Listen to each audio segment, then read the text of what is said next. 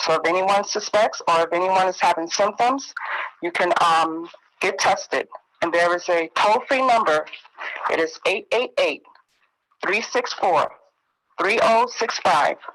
For further information, call 888-364-3065. So if you or anyone you know is experiencing symptoms, they can call the number. Again, it is 888-364-3065.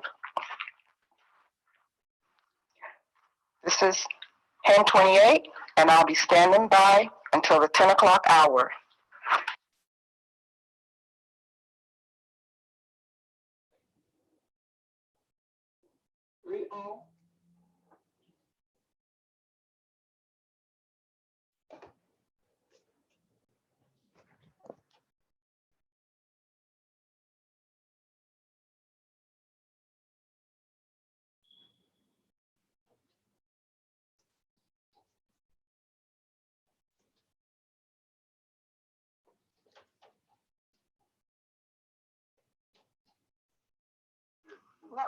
Network control. This is Benoit 1, calling for...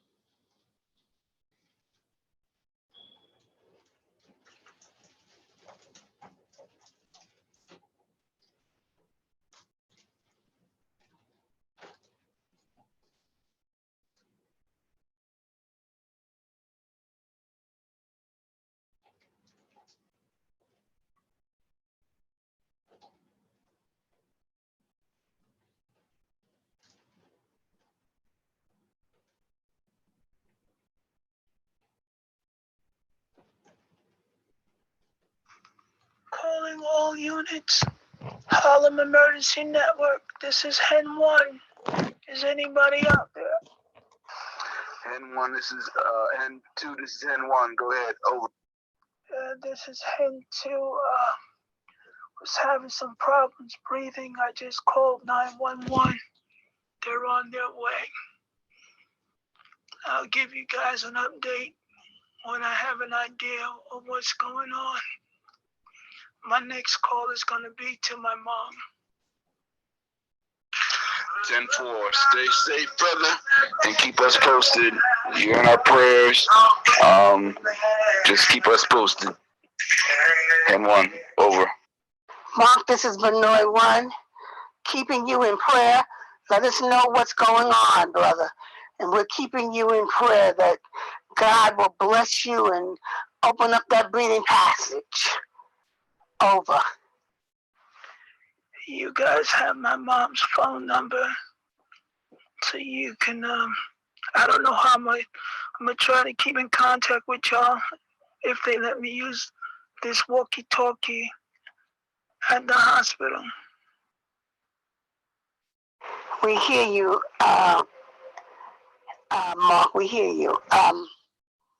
Would you just say your mom's phone number on the air so I can have a record of it? But I'm pretty sure that I have it written down someplace in front of me. But can you just say it one more time? Because it'll... Emergency Network, this is Hen 28. How do you read me? Over. Emergency Network, this is Hen 28. How do you read me? Over. WQKJ301. Harlem Information and Emergency Network is the station ID. This is Hen 28. I am the acting NCO for today. The weather is 55 and rainy. Meeting on Tuesday as scheduled. Radio class on Wednesday at 6 o'clock. Radio checks are in effect. Network control will be standing by until the 10 o'clock hour. If anyone is out there, you can now call in. NCO, this is Vinoy 2. How do you read me? Over. Vinoy 2, I read you loud and clear. What is your situation and what is your location? Over. My location is White Plains Road between 242nd and Penfield. My status, safe. You said your location is White Plains Road between 242nd and Penfield Road. Over. Negative. That is White Plains Road between 242nd and Penfield. Okay, Vinoy 2, that's a copy. We heard you loud and clear. This is your network control for today, 10:28, and I will be standing by until the 10 o'clock hour. So if anyone is out there, you can please feel free to call in.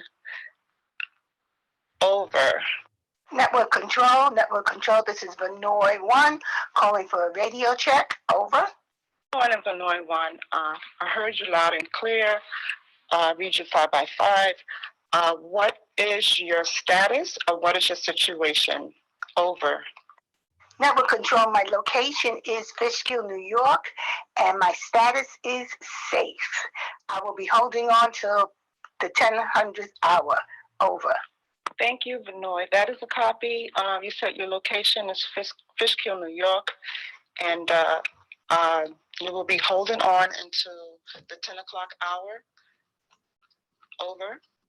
That is correct, network control, and I'm sorry, not holding on. I will be standing by until the 1000th hour. Over. That's a copy, Vinoy. All right. So the message of the day, I'm sorry I didn't get it, but the weather is 55 and rainy. We're still going to have our Tuesday meeting as scheduled at 9 o'clock. Radio class is going to be on Wednesday. And I will have a message. I don't have a complete message right now, but I do know that COVID-19 testing is available for anyone who would like to get tested. So I will come back with that at 9:30. So it is now 8:08. So I will give the message of the day at 9:30. Over. Network control, this is BX Jarhead 51. Do you read me? Over. Yes, that is affirmative. BX Jarhead 51. I do read you. What is your status and what is your situation? Over. Bronx, Fordham, Webster location. Everything now is 5 by 5. Over. That's a good copy, Jarhead. Did you say your location is Bronx, Fordham, Webster? Over. That's affirmative. Over. Okay, that's a good copy, Jarhead. Thank you very much. This is NCO, and I'll be standing by until the 10 o'clock hour. Roger that. This is BX Jarhead 51 out. Copy. Over. This is Network Control, WQKJ 301, Harlem Information and Emergency Network. Today's date is April 13th. The weather is 55 and rainy. Tuesday's meeting is scheduled for 9 o'clock. Radio class is Wednesday at 6. Radio checks are in effect. This is your network control. I'll be standing by until the 10 o'clock hour. The message of today is COVID-19 testing is available. I will be updating the Harlem Information Network, or the Harlem Emergency Network page today. So feel free to go and check the page, Harlem Emergency Network. I will be updating concerning testing available. There is drive-through testing throughout the tri-state area. So if anyone suspects or if anyone is having symptoms, you can get tested. And there is a toll-free number. It is 888-364-3065. For further information, call 888-364-3065. So if you or anyone you know is experiencing symptoms, they can call the number. Again, it is 888-364-3065. This is 1028, and I'll be standing by until the 10 o'clock hour.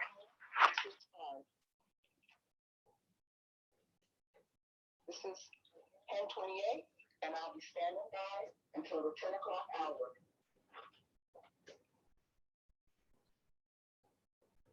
This is 10:28, and I'll be standing by until the 10 o'clock hour.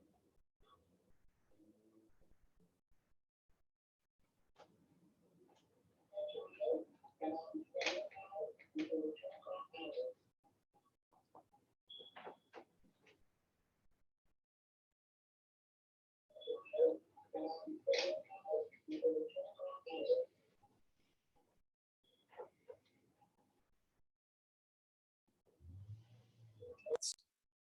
You have more infections than that right now in New York City.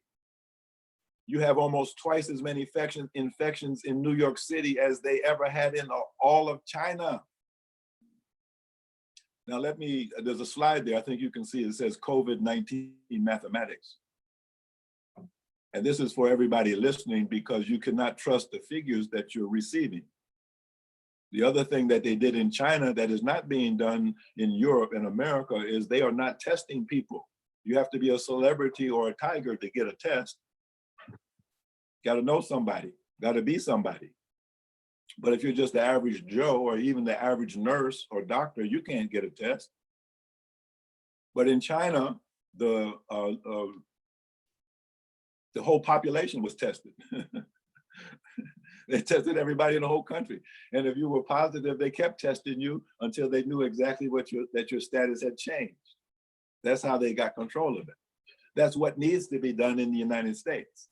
If you do not test everybody, then you do not know who is infected. And then you have asymptomatic carriers, especially young Black men with beards, who are moving freely among their family and friends and associates, and they're spreading the virus far and wide, unknowingly, because no one ever tested them to find out that they actually are infected.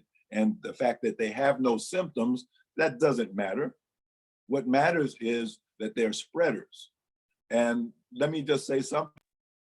Good morning, everybody. This is the WEBT Afteraction broadcast.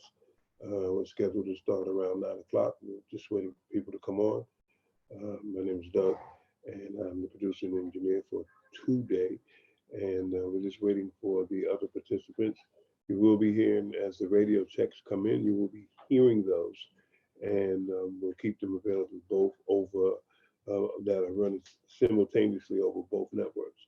And in the meantime, we will be replaying some audio from Dr. Salim's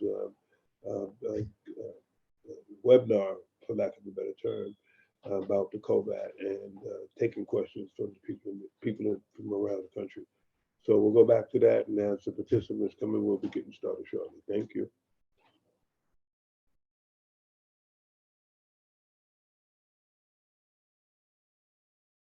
Your bandana around your face is not going to help you very much because the weave of that cloth is much bigger than 3 microns. And that droplet or that virus is just going to go right through like there's nothing there at all. There's no protection whatsoever. They're only telling you that. They're only talking about social distancing because they do not have authentic, genuine, effective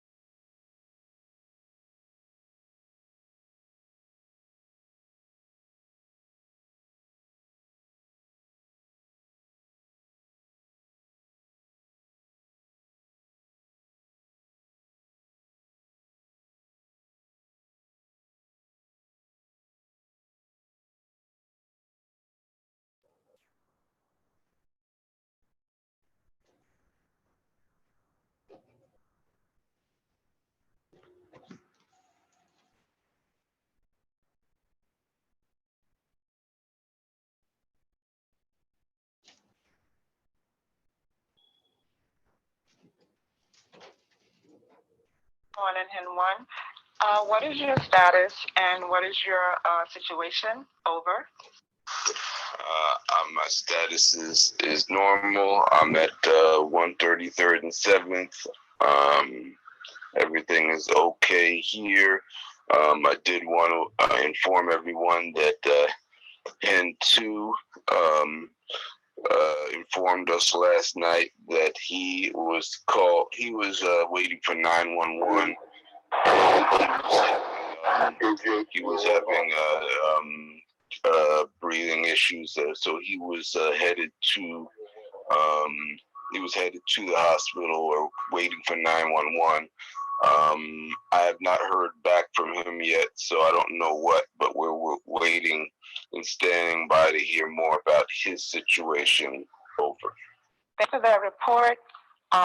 You said your location is 133rd and 7th Avenue. Is that correct? Over. That is correct. Over. That's a good copy. Over. Hen 1 standing by. This is Co-Ed 1 calling for a radio check. Over. Good morning, Co-Ed 1. What is your status and what is your location? Over. I read you 5x5. How do you read Co-Ed 1? Over. Sorry about that. I read you 5x5. Co-Ed 1. How do you read Hen 28/network control? Over. I read you 5x5. My location is 109th Street and First Avenue. My situation is normal and I'm safe. Over. It's more than 100,000.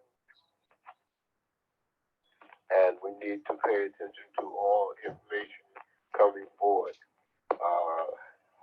This is WQKJ on the air. WQKJ Harvest Station.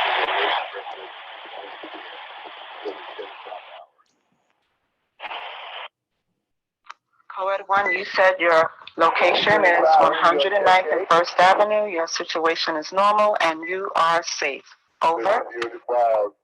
That's a copy. Over. Thank you for that report, Co-Ed 1. You enjoy your day, and I'll be on this radio until the 1000 hour. If anyone wants to call in, you can call in now. I'll be on until the 10 o'clock hour. Over.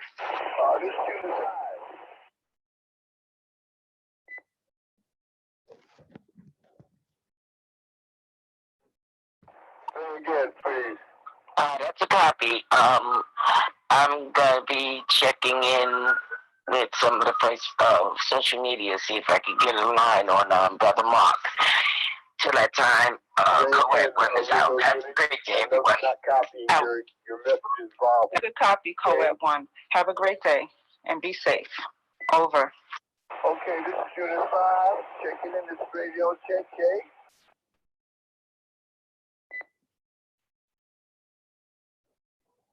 This is NCO. He can't be Unit 5 because I'm Unit 5, K. Oh, maybe I'm Unit 4. I forgot, okay? Go ahead, Unit 4. What's your information, K? These crews just checking in, just giving the radio check. Who's on board? This is Brother Kadir, K. Well, what's your location, Unit 4? Okay, what's your location, K? South Bronx, Isabel, Prospect Avenue, 167. Okay. Prospect Avenue, 127, K. Repeat that, please. Prospect Avenue and 167, okay? I got you, 167, I copy, okay? That's correct, Kay.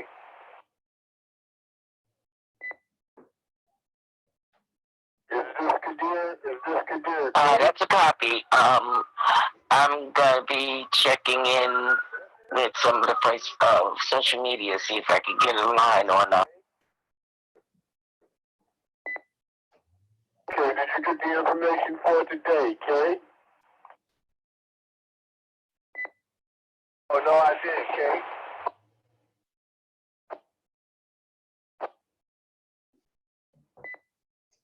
Okay, I'll be giving it again at 9:30. I'll be giving it again at 09:30 hours, okay? All right, I'll be listening at 9:30 sharp, okay? Good to hear from you, Unit 4. Good to hear from you, okay? Good to hear your voice too, brother. Good to hear your voice too. And I'm back online with you, brother. And sisters, okay?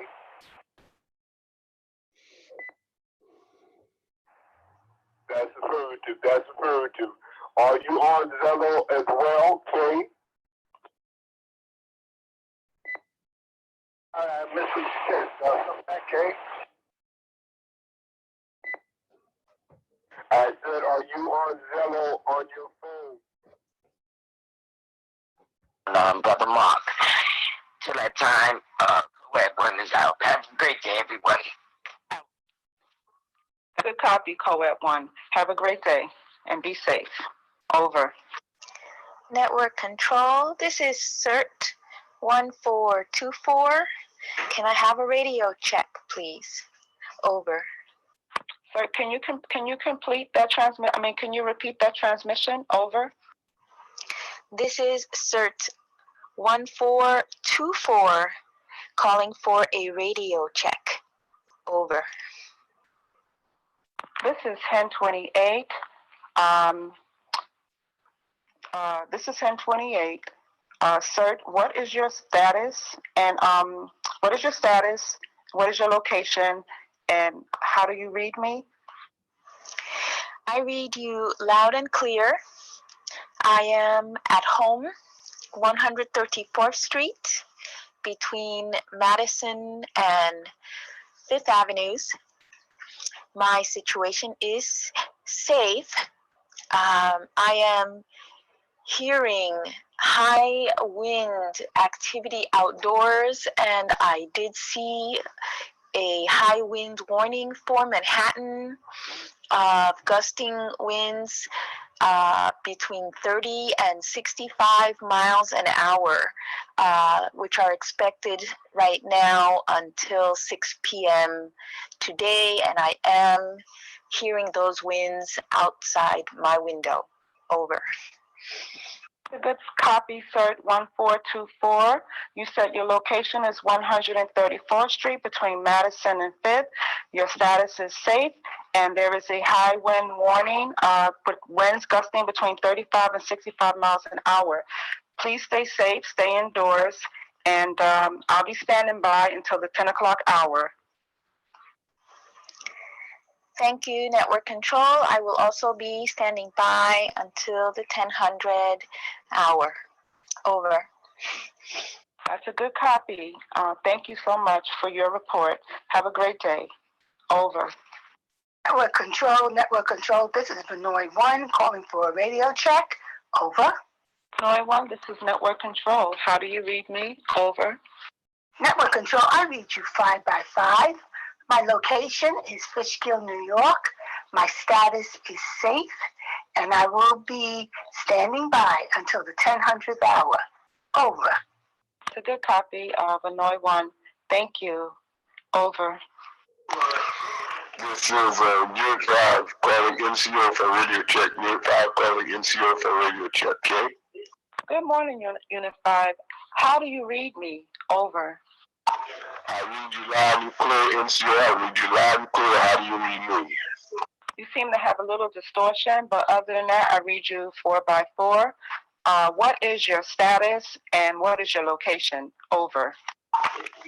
My location is 122 between Allen Clayton Powell and Frederick Douglass Boulevard, and my status is normal, okay?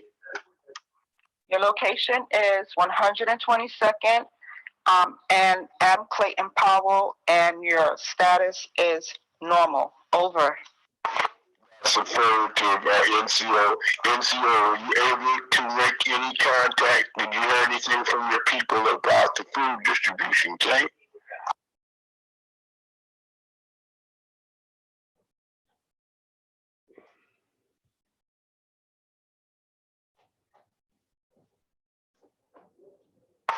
That's affirmative, NCO. NCO, were you able to make any contact? Did you hear anything from your people about the food distribution, okay? No contact whatsoever, but I'm still waiting to hear from the organization. Over. That's affirmative. That's affirmative. Have a good day, NCO. Enjoy your day as well. NCO will be standing by until the 1000 hour. Unit 1, did you receive the message of the day? Over.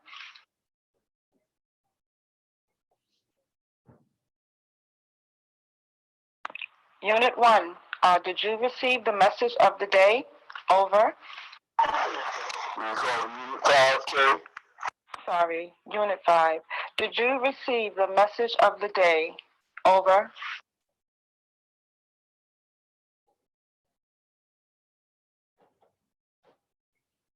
Sorry, Unit 5.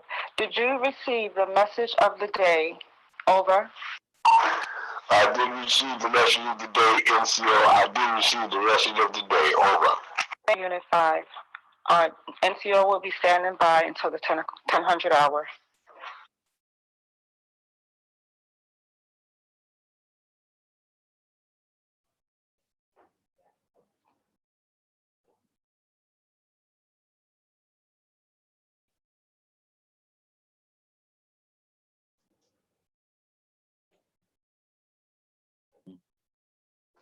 Ability to resist the infection. See, a guy that's 20 years old, I mean, how many bouts of the flu has he had in his lifetime? You know, how many serious illnesses? He's had a decent diet, a decent upbringing. He hasn't been sick very much in his life. So his immune system has never been stressed very much. You see, and so he gets infected with COVID-19. Okay, he handles it very well for a while. But his grandmother, she's had 5 times as many bouts of the flu and other illnesses in her lifetime because she's 80 years old. So, what's up, Orlando? Rolando, can you hear me? You have to turn on your speaker, your microphone. Your microphone's not on. I can see you, but your microphone's not on.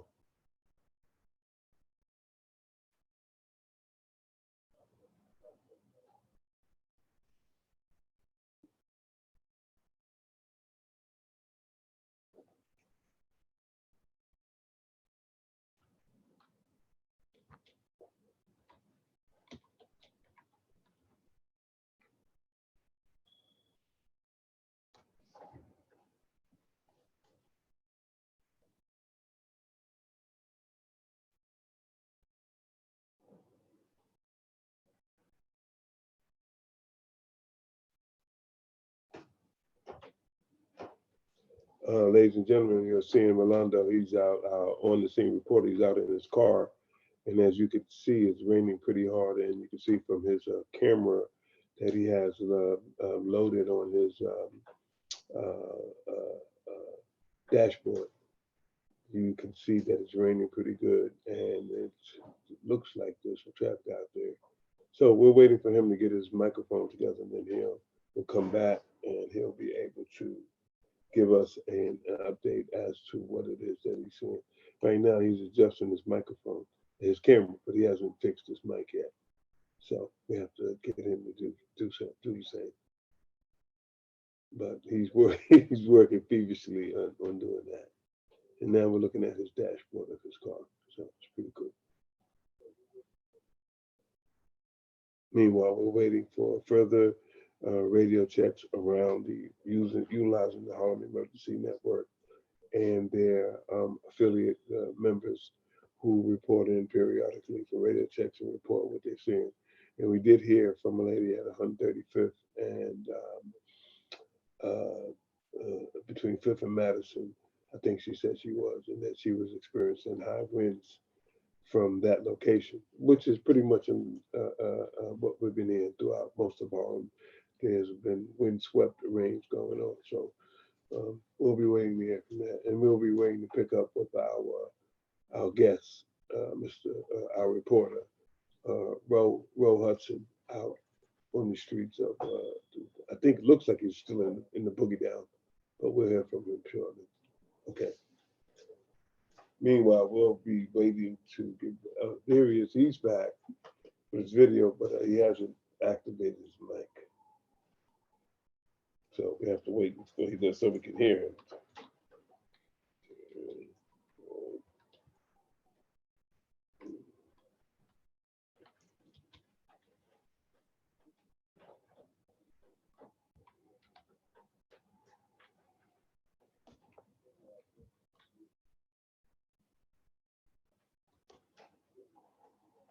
So he's not prepared to give us an update as to what he's seeing out there. He's been out in the streets, and as you can see, he had on his N95s. And it looks like he had an N95, so we'll wait and see what it is that he's doing. In the meantime, we're also waiting. We're live on YouTube. This is the WEBT Streamcast Afteraction report. And so far, we're waiting to see if anyone has given us a street view at this particular moment. So we're waiting to hear from that. And my name is Mobile 10. I'm Mobile 10, and I'm going to call him for a radio check on my phone. And Network Command, this is Mobile 10 calling for a radio check. How do you hear me?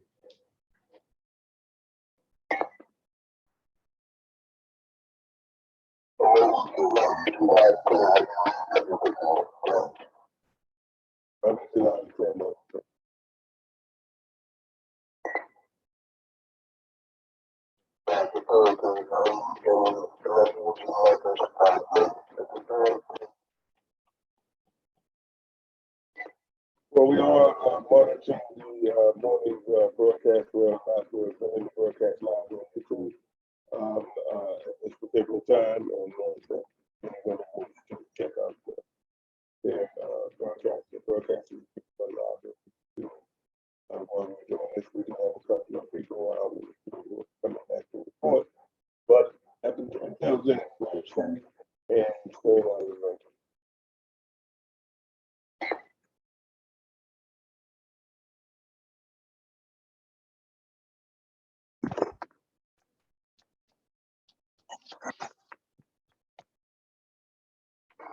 Is that a recovery? I mean, what do you really mean by these words? You see,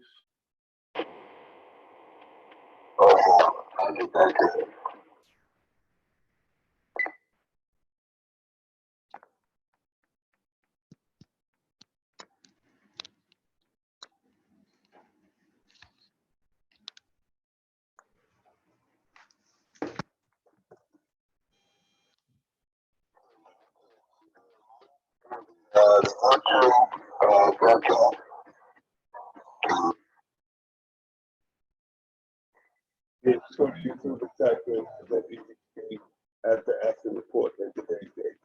Come right to it.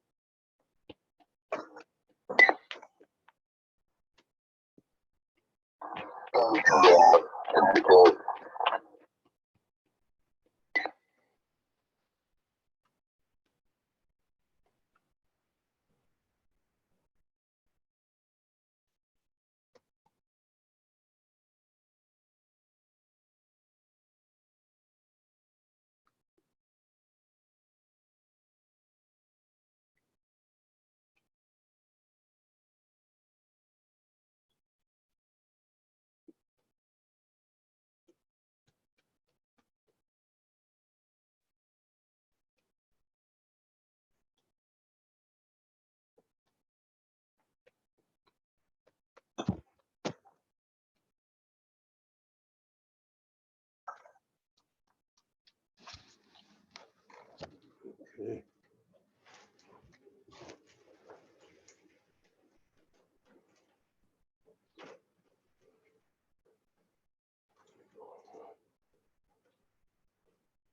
Okay, so, we're waiting for our trusted host, one of our street reporters, to come back to us again. This is your Mobile 10. You have been listening to the radio text over the Harlem Emergency Network as they come in live on their normal participating day. 5. NCO will be standing by until the 1000 hour.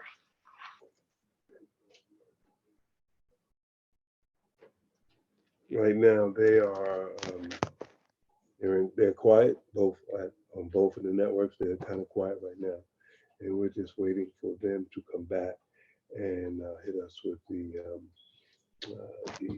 latest and the greatest. So we'll continue to monitor that while we're doing that.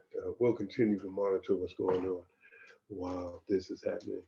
And meanwhile, and for those of you who are watching on YouTube, we have a picture of one of the news channels that they're in the background. You see the headline says Americans are struggling financially due to the virus. So they're all trying to figure out what the heck they're doing and how they're going to resolve this. And so we're going to go a little bit back to while we're waiting, we're going to go back to a little bit of Dr. Salim's webinar where he took questions from people from around the country. This was we're streaming this from a couple of days ago, and we'll be back. Okay. Culture means. Survival means agriculture. Agriculture means survival. Without agriculture and food growing, you will not survive. You may have all the money in the world, but without food, you can't eat the money. You need real food. You need a cow. You need whatever, you need chickens. You see, grandma knew what to do. Great grandma knew what to do. They knew how to survive. They knew what life was all about. We have to relearn those ancient lessons because our very survival depends upon not what we know so much. Yeah, it starts with knowledge. Knowledge is power, but it only becomes power when you carry it into action. Right. Power means the ability to do work, but it means that with that power, you have to do the work. You can't just have the power to do the work. You have to do the work, and you have to know how to do the work. And so the work that we have before us today is how do we protect our lives? How do we get what we need? How do we grow our own food? How do we take care of our own sick? How do we give birth to our own babies? You see, these are very practical things that deserve our highest attention. Dr. Aleem, we have a wisdom table consisting of more than myself. Today we have Sister Esther, we have Brother Doug, and we also have, for the listeners to this interview over the internet by way of the YouTube channel, we have a chat room. So I'm going to the engineer. Do we have any questions from the chat room? And also, Sister Esther, if she is at a point of asking question, or you, Doug? Well, Brother Leroy, yeah, this is the engineer, Doug. I want to ask Dr. Salim that I've noticed that even in my local supermarket, right on the corner, there's no more meat. And I noticed that most of the corner bodega stores in my neighborhood, they're all closed. So it seems to me that some of the things you're saying is manifesting themselves because there's no meat, there's no fruit in the supermarket. They're only letting 10 people at a time, and they're not talking about it. But it seems to me that maybe you're right. Well, yes. The Prophet Muhammad spoke of 3 years that would be signs of the end days. And in that first year, it was said that the sky would withhold 1/3 of its rain, and the earth would withhold 1/3 of its produce.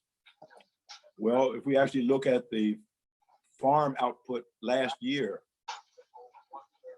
and then the second year, the sky was going to withhold 2/3 of its rain. And the second year, it was going to withhold 2/3 of the produce from the earth.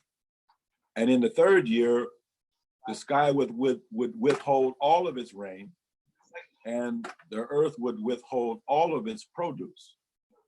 So if we look at the harvest reports from 2019, 2019 would correspond to the second year of that prophecy, because the harvest from the Midwest, from the growing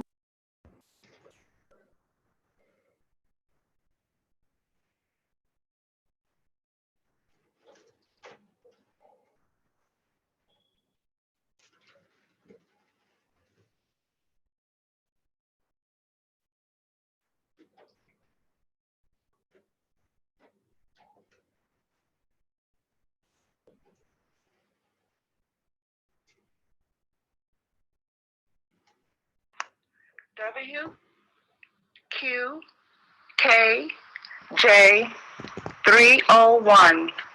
Harlem Information and Emergency Network is the station ID. This is 1028. I am the acting NCO for today. The weather is 55 and rainy. Meeting on Tuesday as scheduled. Radio class on Wednesday at 6 o'clock. Radio checks are in effect. Network control will be standing by until the 10 o'clock hour. If anyone is out there, you can now call in. CEO, this is Vinoy 2. How do you read me? Over. Vinoy 2, I read you loud and clear. What is your situation and what is your location? Over. My location is White Plains Road between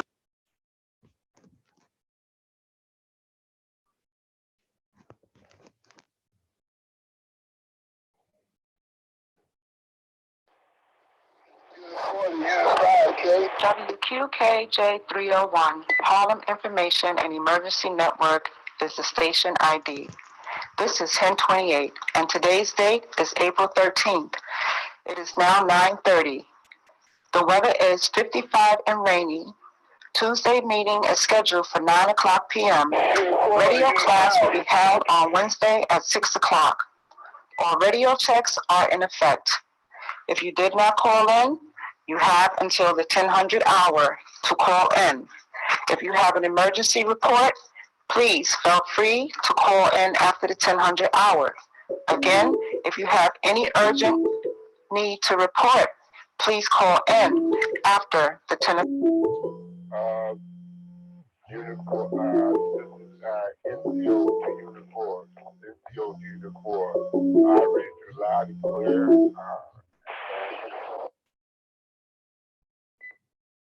Is that now 903-930-0930 hours, 0930 hours, and on Tuesday at 2100 hours there will be a conference call at 2100 hours on Tuesday. On Wednesday there will be a conference call, a Zoom call at 1800 hours. 1800 hours on Wednesday. There are approximately 900 cases, 9,000 cases of coronavirus in the New York area. There are 750 or so cases of death by coronavirus since Easter.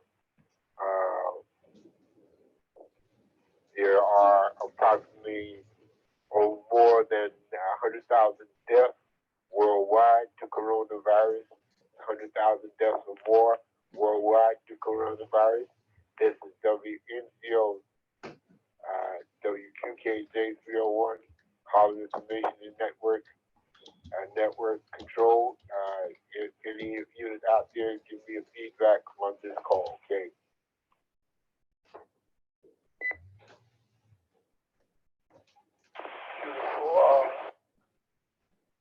The 10 o'clock hour. Over. KCA, is there any information for today? KCA, any information for today? That's affirmative, Unit 5. How do you read me? Over. I read you 5 by 5. I read you 5 by 5. I just give them the information just now, okay? Okay, that's a copy. You're coming in 4 by 4. You have a lot of background noise, but I can hear you other than that. Okay. Again, the message of the day is the weather is 55 and rainy. 8-364-3065.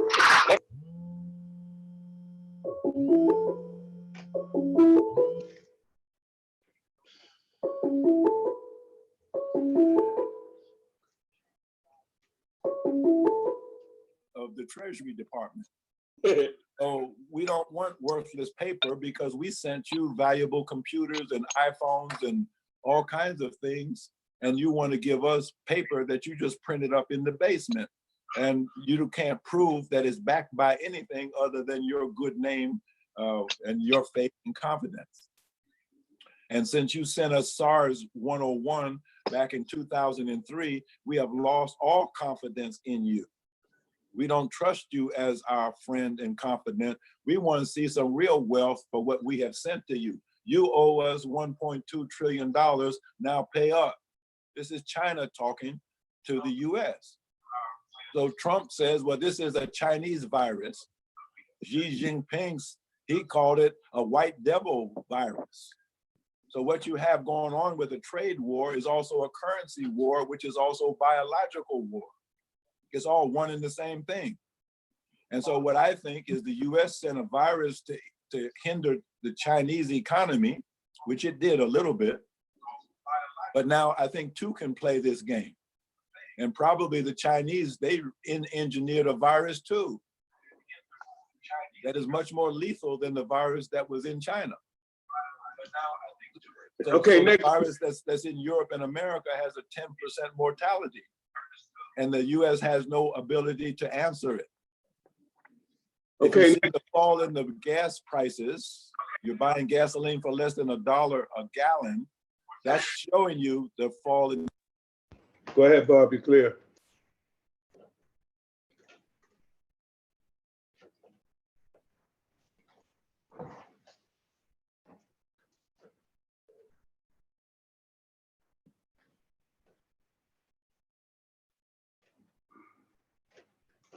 Okay, well, we got the NCO, the head of the, one of the heads of HEN on the line. He's joined into the studio, and we should be hearing from him momentarily with an update as to what's going on and what we're doing. Good morning, Stu. Good morning, Stu. Welcome. Oh, you don't have your mic on. No mic. Turn on your mic. Oh, he's connecting to audio. Okay, Stu. Good morning, Stu. How are you? We have him. This is Unit 5 calling NCO for radio check. This is NCO calling radio calling. This is Unit 5. Go ahead, Stu. Good morning.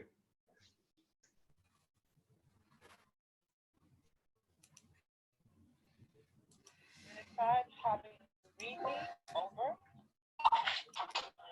5 by 5. I just wanted to do a radio check, make sure that I'm in communication. That must be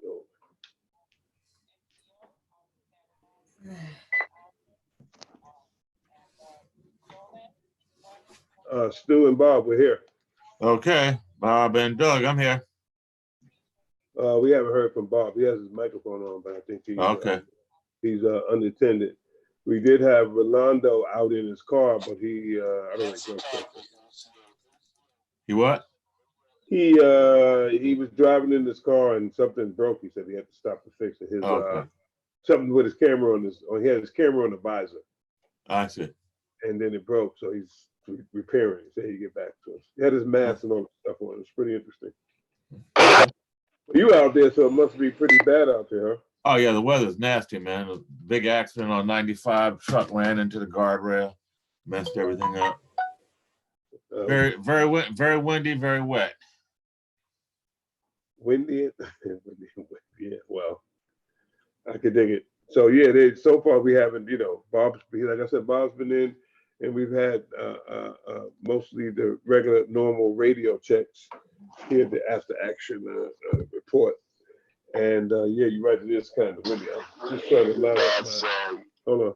That's a copy, NCO. Sorry to get back to you so late, but that's a copy, NCO. I read you loud and clear.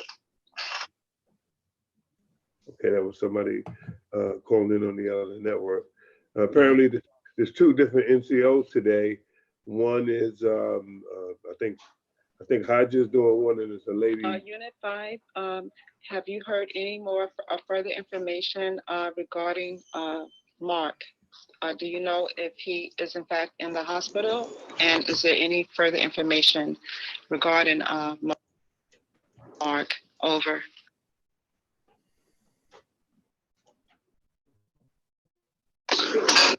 Negative, I'm going to call his mother after the radio checks, Kenny. Yeah, apparently Stu, Mark called in late last night. That's affirmative. And I did speak with his mother on Saturday.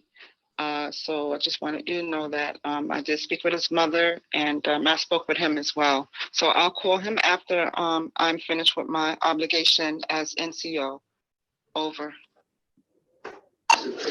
That's affirmative, NCO. That's affirmative. Well, apparently, yeah, I spoke with Mark middle of last week when he called in and first started having shortness of breath and called 911. We were on with him. Me and Haja were on with him. I think that was like Wednesday of last week. So I don't know what the latest update is. He thought he might have to go to the hospital then. Well, I just noticed that somebody was speaking to him last night about it, so they're still talking about this morning. I don't think he did. I don't believe he went Wednesday. I think he sounded a little weak today. Yeah. So, yeah. Okay. Well, I guess that's a good thing. Network control. This is CERN 1 for a radio check. Over.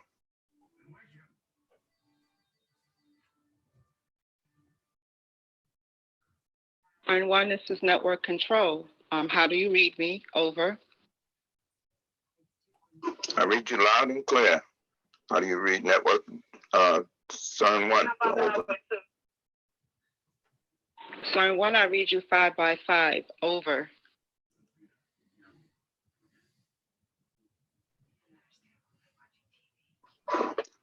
Located at Tinton Avenue and 168th Street in the Bronx.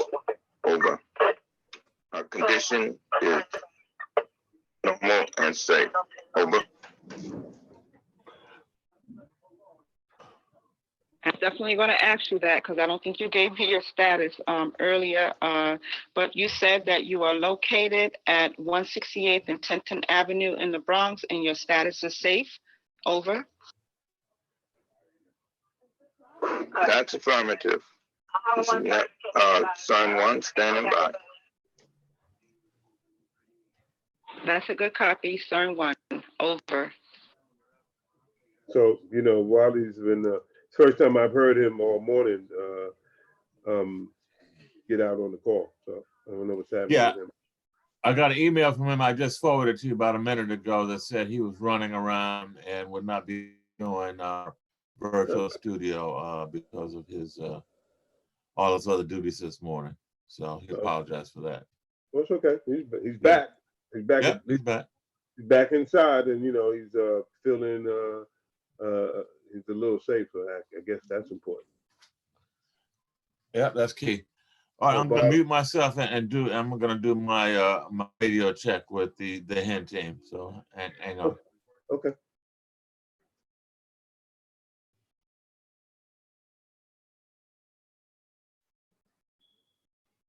This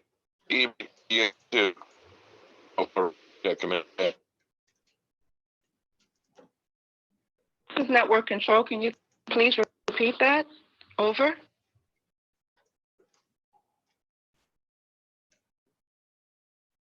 Network control. This is WEBT Unit 2.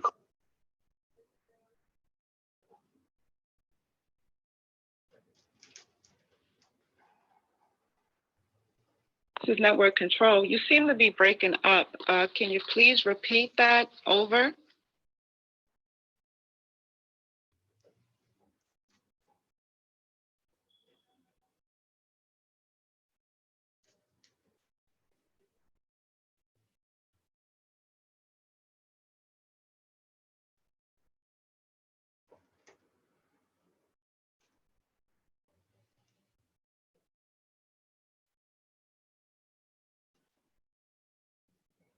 Unit 2, this is network control. Unit 2, this is network control. If you're having a problem with your radio, you can just give your update on the HEN text line. Again, Unit 2, if you're having a problem on your radio, you can just give your update, your status, and your location on the HEN text line. Over.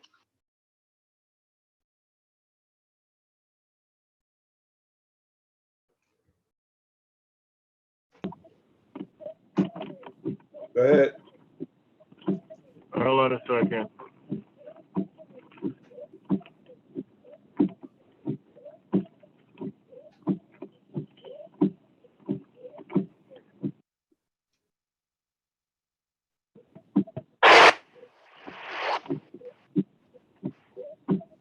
I don't know what I'm doing.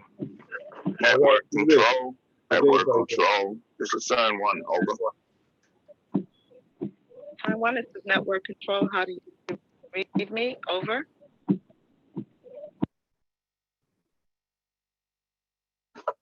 Network control. Can I have permission to speak with WEBT2? Over.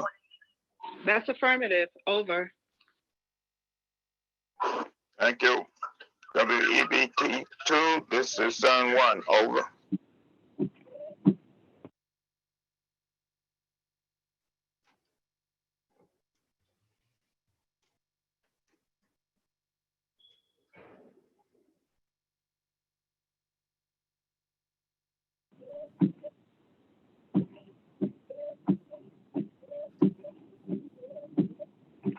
God, what the fuck?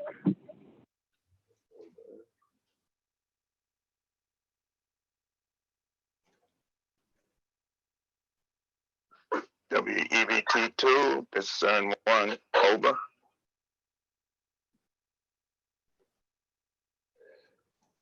It's still Wally's reaching out to you over the radio.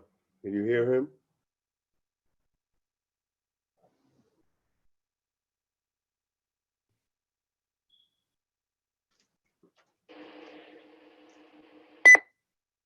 Go ahead, Belando.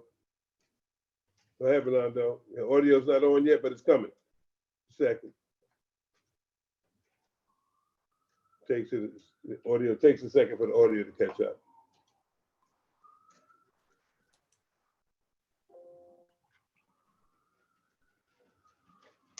You calling on your phone and in your video? Can you hear me, Rolando? Stuart, Wally was trying to reach you on the radio. Yeah, I know. I'm having on both videos, both Zello and. Okay. Okay, well, you maybe got a bad connection up there, Stu, or something.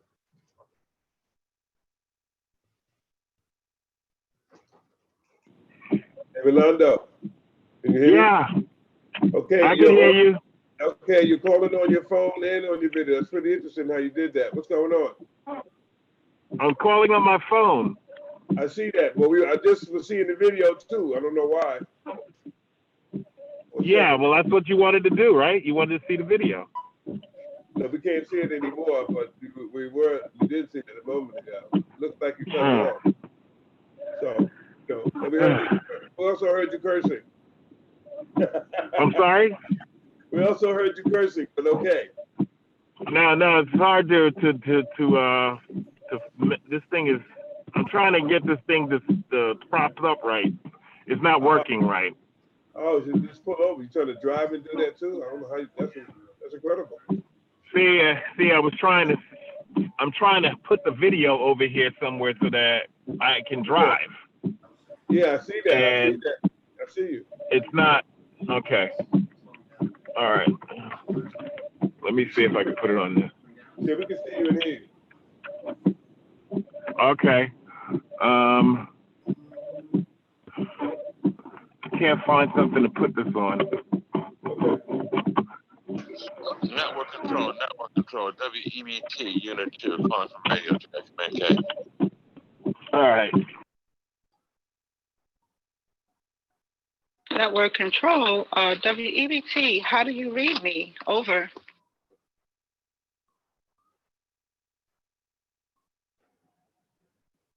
I'm reading about 4x4 network control, better than the last transmission, over. WEBT, I read you 5x5. You're coming in much clearer. What is your status and what is your location? Over.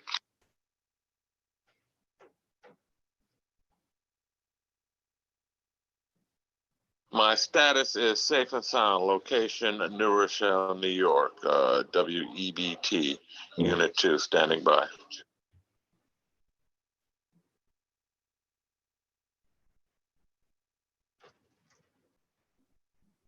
Okay, this is NCO. You said your location is New Rochelle, New York, and you are safe and sound. Over. Network control.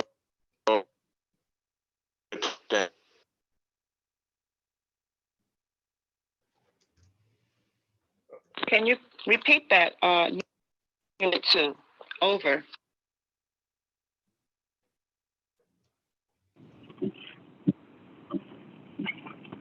Can you hear me? Yeah, hold tight. Hold on for a second, Rolando. All right.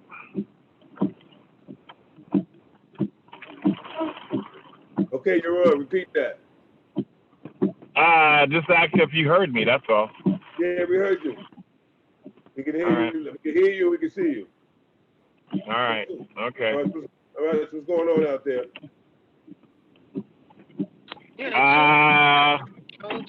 What am I driving down Morningside? Please repeat. Over. Going past the police precinct. Pretty quiet out here. Not too many people out here on the street on a Monday morning. I think that definitely the rain has a lot to do with that.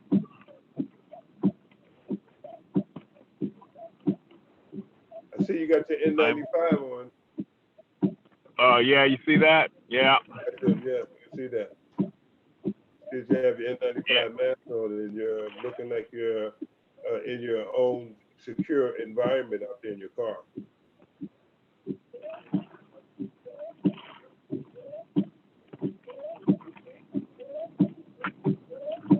Nobody out here.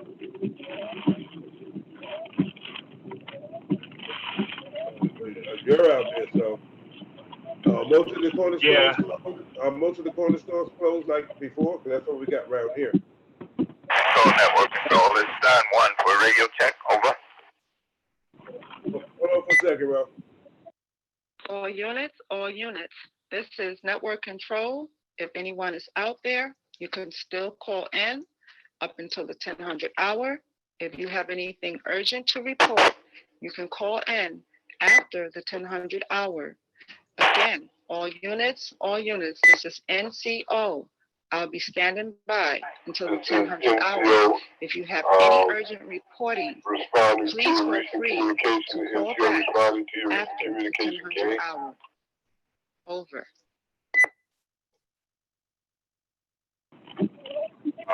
Network control. Can I get a radio check, please?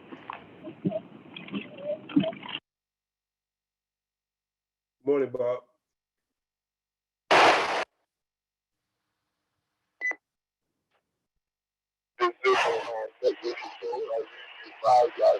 What is your present location and status? Okay. Present location is Tinton Avenue and 168th Street. My status is normal and I'm safe. Over. Your location is 168th and 10th Avenue copy? That's affirmative. Can I also get permission to talk with Unit 10? Over.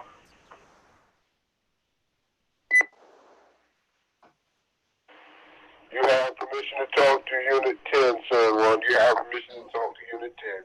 Go. Unit 10, it's Sun 1. Over. Go ahead, Sun 1. Just want to let you know that I can hear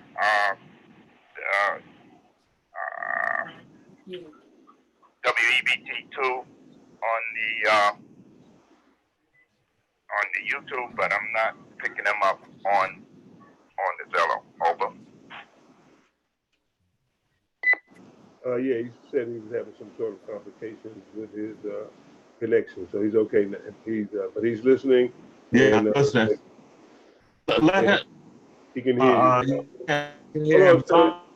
Hold on, but not or the walkie. All right, that's important. Someone standing by. Network control, you have control. Over. That's affirmative. Someone, can you give me the link for the YouTube presentation again, please? Okay. Hey, look.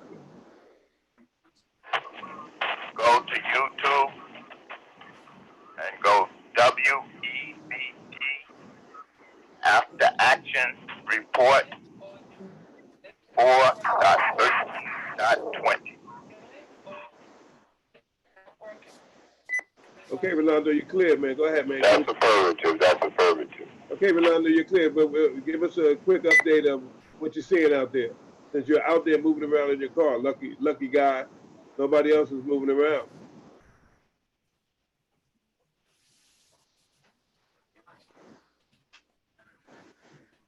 Minute. No. Say it again, bro. We missed that part. Say it again, please. No, I mean the rain is keeping everybody indoors for sure. On a Monday morning, there's nobody out. I'm going to run an errand and going to pharmacy. But as you can see, there's not very little people out. Well, we see you driving. Remember that we're actually getting a good look at you driving, and I always thought that they should have that kind of camera in all the Ubers, so people take an Uber, people can see what the hell's going on in the Uber car. That's what I always thought. It's a great angle for that. You know what I mean? Mm-hmm. So if you're driving with your Uber and you send some of your family out to go somewhere, you'll be able to see what's going on inside the car. So you got a great angle for that one. Yeah, I hear you. So, but it's raining out here like hell. It's raining. It's heavy. Well, hey, listen, the milkman shouldn't have no problem. I got you. Hey, Stu, I made a milk delivery. Stu, you got a question for Rolando? Yeah, can we see the street, Rolando? Can you get the camera around so we can see what's going on outside?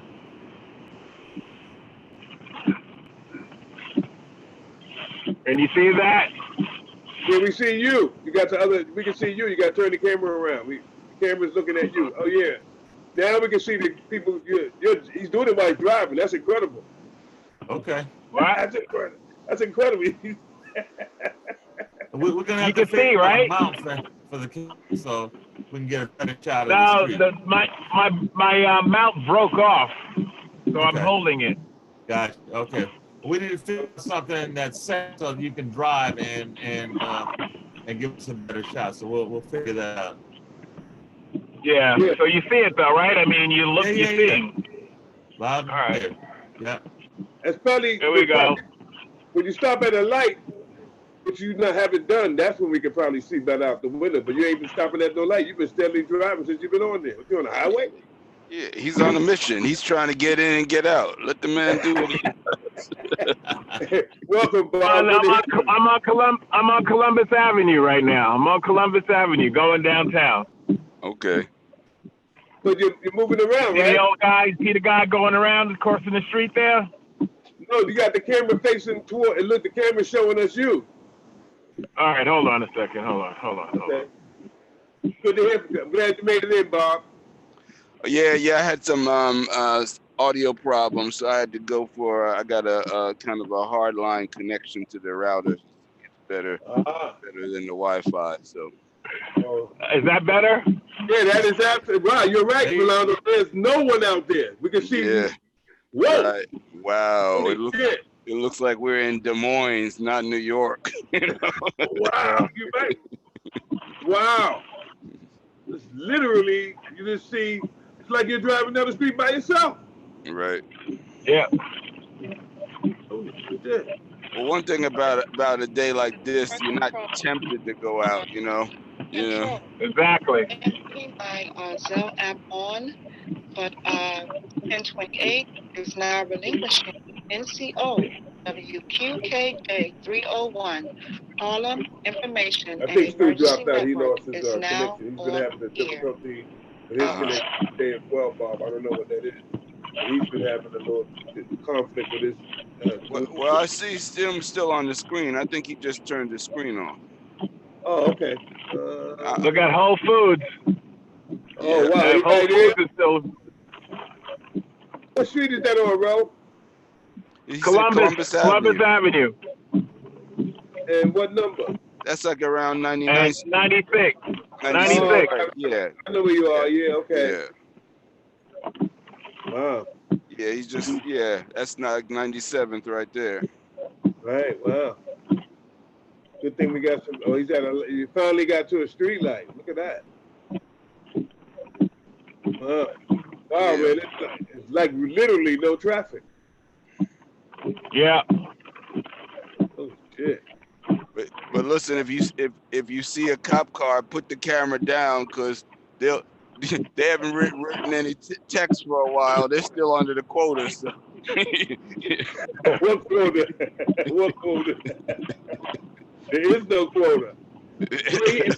I don't know if you heard it earlier, Bob, but he does have a thing that goes on his visor, but it broke. Yeah, I know. But that, you think if you a cop and all your CompStat numbers are down, and you see a black man driving with a phone in his hand, think you won't pull over to write a ticket?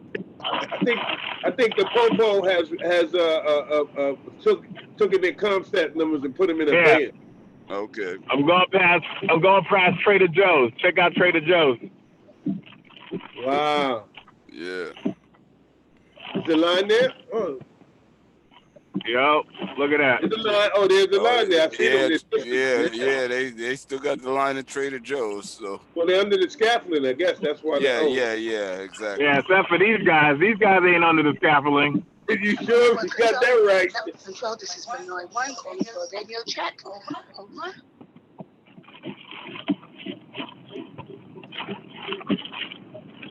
Well, this is 1028. How do you read me? Over. Hold on, Rob.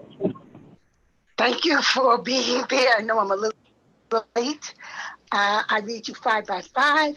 I am, my location is Fishkill, New York, and my status is safe. And I will be standing by past the 1000th hour. My location is Fishkill, New York. And my status Benoit 1. So I'll keep my app open and I'll listen out for any transmissions. But I am officially signing off. Again, my app is still open. So I'm still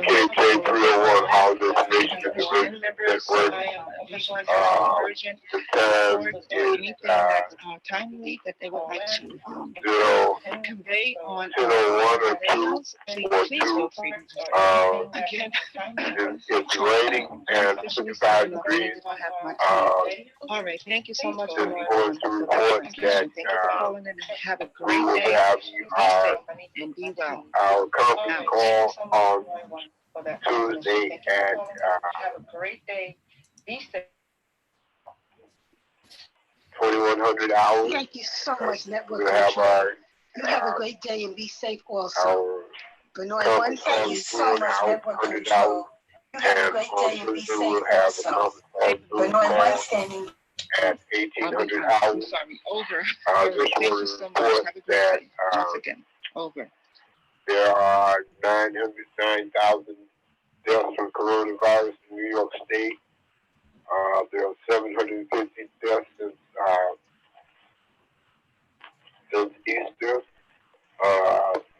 Worldwide, there are more than 100,000 deaths from the coronavirus, and that's the latest report I have. We should keep up to date on reports on transmission back and forth on the landline, the mobile phone, or whatever. Stay in touch with one another.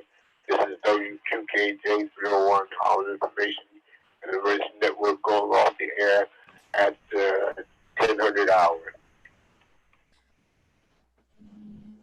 Yeah, those death numbers are pretty sobering. I believe from what those numbers say, we have 10% of the world's deaths almost here in New York. That's crazy. Yeah, but they do. Well, I don't know. There's more people died here than died anywhere else on the whole planet. So. Yeah. And of course, most of the news things, I was listening to MSNBC this morning. They were in full-fledged hair on fire, finger pointing mode. They're unrelenting in pointing out whose fault they think it is. Unrelenting. I think that's a good word. Unrelenting. Yeah, well, it's about time the news media did their job because there's a lot of evidence on this one. There's a long trail of opportunity for them to have prepared for this. So and you mean they should be objective, Bob? I'm just sorry to interrupt. Objective is relative, but under this administration, we've gotten so far away from journalistic standards that I just want us to move the needle back in the direction. I mean, fact checking is pretty much gone out the window, and it's a brave new world. Well, I mean, they've done a lot of fact checking in the post. I mean, they got all the way up to 17,000 inaccuracies. So I think I don't think the fact checking is going away well. I think fact checking is exhausted. They're just exhausted checking behind. I think they've come to some sort of conclusion that he is the lying king with a Y. Right. But that has not stopped them from yet giving him the platform to continue. That's the amazing part. 17,000 lies, and he's still on whenever he wants to. And the problem is the big media. Yes, there are a couple of outlets that they're keeping a running tally of it. But if you don't respond to the lies right after the lies, they go across as truth. And that's right. You have Fox News, which is just going to put it on the lies unfiltered. In fact, they'll have specials to just promote the lies, and so there's we have a large segment of this population who are still polling as seeing this guy as trustworthy. So I don't think the Fox News, they're doing something else. I don't think they're in the game to deal with the point. I think they're in the game to promote whatever it is the agenda is that he has, and then they focus a lot on scaring people. So I don't think they're being objective and really news. I think they are really the ones that are providing fake news. And to some degree, a lot of other ones are too, because of allowing someone who tells those kinds of tales to be on their platform. So I have to agree with both of y'all in the sense that just actually, when you think about it, it makes no sense why they're doing that, save for the fact that they believe that the office of the president is so sacrosanct that they have to do it. Mm-hmm. The only thing that makes any kind of logical sense, because when you really think about it, what they're doing makes no sense. You would normally not be covering someone who was that inaccurate, no matter what job they had. Right. And Fox News at the other end of the spectrum, that you cannot call that news when they are just promulgating anything that he says, and anybody that has any opposition. And that's not all of them, but I mean, because the Mike Douglas's son, he's been pretty, straight down the line. But he's only one person, and he only comes on Sundays or whatever. So he does. I think he gets drowned. Chris Who's Wallace. Chris Wallace. That's Mike Wallace's son. Oh, I didn't know that. Yeah, it's Mike Wallace's son, and you know he looks like him. If you really look at him, he talks a little bit like him. But Yeah, true. I somehow, never really liked him or his father, to be honest with you. well, Amen. that's true. I don't think Yeah. anybody did. I mean, you know, I loved it. I don't know if you've ever seen the clip where he tries to go at Farrakhan, and Farrakhan just like literally just takes him apart real quickly. well, you know. Okay, listen, I gotta grab this phone. This is we got one of our members. Yeah. Let us know about that, Bob. Okay, I will. Yeah, Mark. Yeah, he was on earlier today, so he sounded pretty weak when he was on the air talking. He sounded pretty weak. You know, and he sounded weaker than he did last week when he called in and was saying, you know, I'm thinking I'm having an issue. And, you know, I listened to a little bit of what he was saying last night. He sounded really, he didn't sound as good as he did last week. And he sounded pretty, you know, his voice sounded, his volume in his voice sounded low. So kind of sad that, you know, kind of sad that, you know, that kind of thing is happening. And it's really I think it was even more sadder that the people are actually really believing that they're going to be able to go back to normal, listen to any of that talk. In fact, I saw something on the TV, the president starting a open up the economy council, you know, where he's getting, you know, some people that's going to go, you know, I guess to advise him to bring the economy back, which seems somewhat disingenuous when they're not testing the people, so people don't even know if they have it, and they have no vaccine. So it seems a little disingenuous. I don't know if you feel that way, but I do.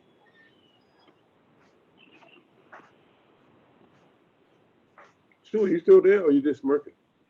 Yeah, you have this wonderful smirk on your face, too. Frozen smirk, as it were. Okay, well, so we lost Stu Reed. He seems to be gone. Our remote reporter, Rolando Hudson, is still out in the field. His cameras, he must have parked to go. He said he's going to pick up his medication. So his car is parked somewhere, and we're still getting a live view of his car out on the street. So something's going on with him. He's still around. Stu Reed and has went into abeyance. He's gone. I'm back. And Bob is back. Yeah, we lost Stu. You came back. We still see our intrepid remote reporter has his camera live while he's going in to pick up his medication, whatever that may be, at somewhere downtown, and which reminded me that I have to reorder my medication, and you know, because you know, we did an interview, Bob, the other day with this guy named Dr. Salim, and he had all these graphs and everything, and he was taking questions from the audience. Well, through me, because we had people in the chat room, and you know, it was quite a number of people, and it was quite a surprising number of people who were involved in it, even for me. And what we kind of realized after the thing was all over was that you don't get a lot of chances to actually just pepper a doctor these days with questions, particularly one that has no allegiance to any hospital, so they can speak kind of like medically freely. Oh, good. So, what were some of the things that he had to say that you thought were most insightful? Well, you know, I think he zoomed in on, you know, some of the issues with, you know, meat, that there's probably not going to be a whole lot of meat going around, and he kind of mentioned the fact that he didn't think that the slaughterhouse and their personnel were essential. So, you know what I mean, where are you going to get the meat from? And then it made me start thinking that, you know, maybe this is not a good time to be eating animals. Well, I would say I kind of agree with you on that, although I would imagine that anything that's in the food chain probably is considered essential. You know, I mean, if they can keep liquor stores open as essential, I think the meat probably is pretty safe. Well, I thought about if you're a butcher would you be willing to leave out of your house to go over just to cut up, to cut up the animals so people can eat them? You probably would be going, think, I don't know, a lot of blood in there, a lot of, Well, you seems know, like a kind of scary job. well, the people who own those places probably aren't going themselves, and the Oh, we people know. and the people who work there always, it's always that tough choice that people have. One of the cofactors of why there's such a high incidence of black people going is because we're the ones who still doing those jobs that is quote unquote essential that you still got to go to, whether it's Yeah. whether it's at the supermarket, whether it's the delivery guys, whether it's the nurses. If you looked at the percentage of people who are in the jobs that are still exposed to people, it's us. And that's why I think it's definitely one of the cofactors, in addition to, I mean, yes, the medical conditions, play a role, but the fact is that we still have so many people who are out there on the so-called front lines, sanitation workers. There's so many jobs that we have overabundance of people in. And so, and part of that problem issue is that people feel like, well, I still need to get that check. And so, if you're the person working in that supermarket and they say, well, we're still open, come on in, and you need to get your own gloves and mask, you're probably going to get your own gloves and mask and go in. Well, that's true. I was in the supermarket yesterday. It was the first time I was outside in 2 weeks. And I went to the supermarket and I noticed that there was no meat there. And I noticed they were practicing social distances in terms of going to the cashier and stuff. But I also noticed that there was some people on the line, some older people. That's easy for me to say, who were who were complaining and grousing about the higher price of some of the things, and it struck me that the higher prices are for just what you talked about, for the people who are going out and doing all the stuff that most people are afraid to go out and do. And the higher price was a proverbial tax, if you will, for that. And they were acting like this was last month. And the eggs was $1.49. Now it's $3.50. I'm going, and I looked up when you're paying $2 because somebody who had to go get the eggs had to explain to their wife and their kids why they were leaving the house to go get people's dumb eggs. Well, I mean, we're probably going to look at higher food prices for the foreseeable future, because part of the problem is there was such an abrupt stop in commerce, and there was a rush of people to buy up what's in the store, but after that, people have kind of gone to ground. So all of the stores are seeing lower traffic, and there were a lot of farmers who just I read stuff about farmers dumping milk because a lot of this stuff is yeah, it's perishable, and so if you can't sell it, you just got to get rid of it. And so they're taking an L, which also means that whatever they do bring to market, they're going to raise the prices on to try to offset the hit that they took. So I mean, they're what these people are complaining on is really early warning signs of the next stage, because I feel like we have to, as we look at this thing, we need to look at first the medical pandemic, but then we're going to see the economic pandemic. It's like a shock wave. It's like when you have an earthquake, and then after the earthquake, there's a tsunami. So that's what we're dealing with. That's the early signs where we're going to see prices on basic things like food are going up, and you have a lot of people who have lost money, and I'm not sure what the stage is. I've heard that the stimulus checks are on their way going out, but I'm pretty sure that they're not going to be distributed equally, and then after that stimulus check, there's not going to be another stimulus check. So it's we have to also be concerned with the economic pandemic that's coming behind it. Okay, Rolando is back in his car. Rolando, are you back in the? Yeah, we see you back in the car. Can you hear us? No, can't. Hey, Rolando, are you back in the car? Can you hear us? Yes, I can hear you. Okay, so now that you're back in your car, you're going back up Columbus Avenue, back towards up towards Harlem now. Or you still Yep. local? Yep, Okay. I'm back up, going Harlem. I'm Upper West Side. Just finished getting some essentials from my pharmacy.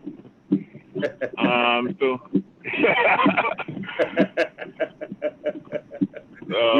We must have our essentials. I'm sorry? We must all have our essentials. Yeah, I see you on 96th Street, right? Yes. Yeah. Yeah.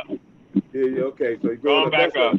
Going back up Amsterdam, and again, the traffic is pretty light as we're watching. And For Monday. We didn't see a lot of cars going by while you were there, while you were in the in the market. The pharmacy. Okay. Right, you were in excuse me, the place where you get your essentials. Exactly. Okay, hold on a second. So, Bob, the other thing that he said was he started talking about that we maybe start experiencing the Hunger Games for real. And that was one of the more, talking about Dr. Salim, Stu, and he was asking us what were some of the things that Dr. Salim said. And one of the things that he said that really caught my attention was that. And then he also, another person asked him, when did he think this was going to be over? And he said like 10 years. I thought I was like studying. I think he said 10 years. Didn't he? Do you remember that? Yeah, he did. He did. So he was a handful, Bob. He had charts. He had all kinds of stuff. You know, he's even showing the home testing kits that the people in China were using. That we don't have here. So sounds to me like they don't have much of this under control. That's what it sounds like to me. I'm not certain, but he was.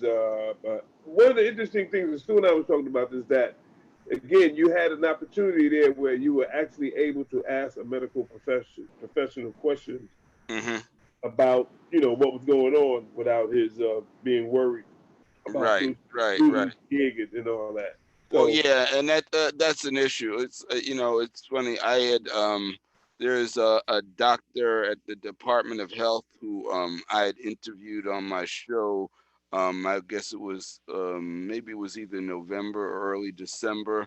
It was on HIV awareness, and I tried to reach out to her to just kind of have a dialogue with her about getting information from her. But the problem with people like that is that they have to go through protocols in order to talk to anybody.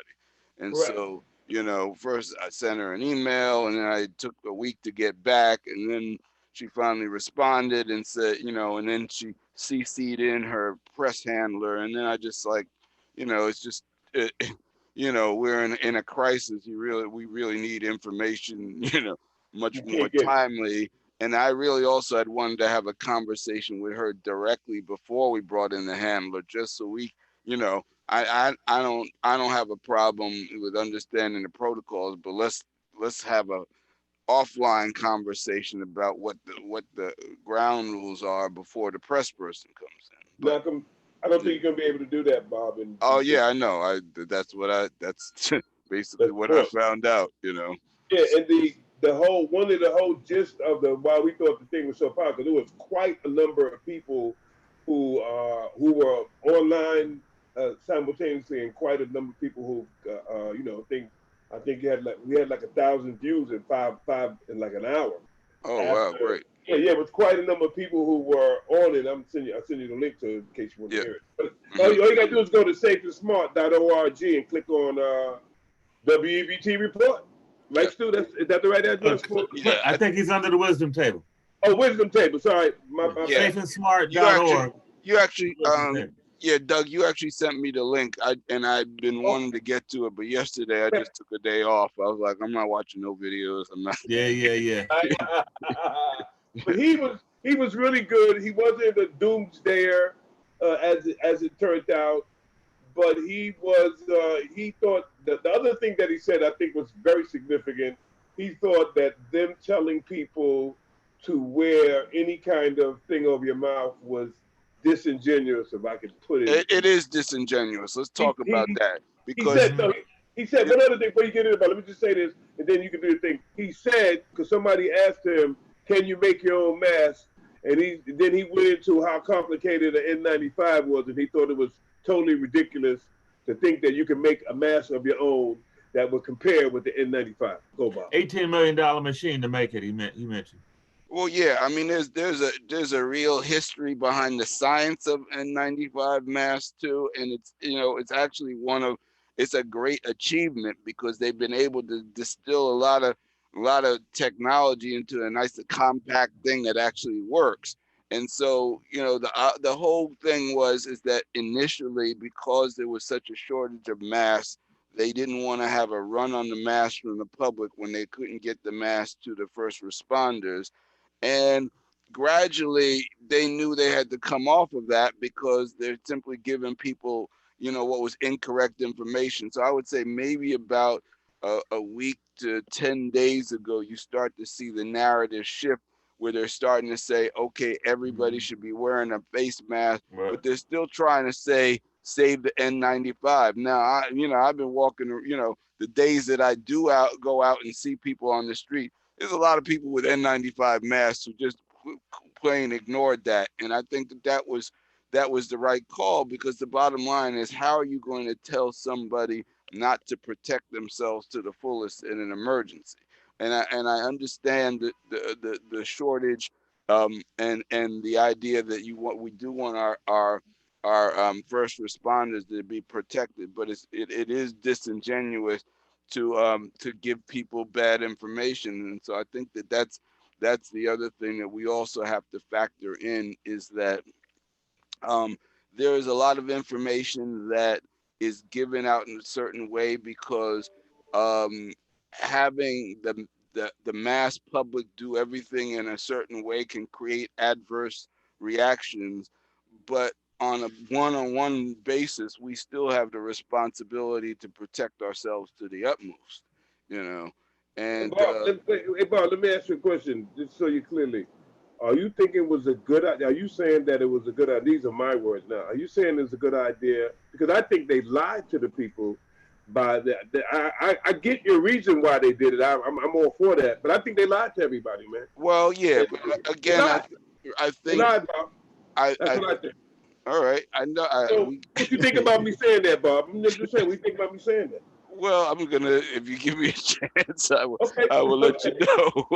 I mean, Okay. the bottom line is that in an evolving emergency, the information is going to change throughout the course of it. And sometimes it's outright lying, but sometimes it's the best available information. And a lot of times people have a hard time backtracking. And a lot of times people just get it wrong. So, for example, you can go back to February 2nd or 3rd when the Department of Health Commissioner of New York was telling people, hey, there's no problem going out, celebrate Chinese New Year's. You don't have to worry, it's not coming here. I don't think that was a lie at the time. I think that that even the health commissioner had wrong information, was unprepared. So, I don't think that's a lie. I think it was a dereliction of duty. And I think that the health department at that point in time, at the beginning of February, really should have had a better handle on it. But I don't think she was lying, so the issue is that. And then I also understand that when they started to realize the scope of this, there was definitely a shortage of N95 masks. I think that shortage has been addressed in many ways.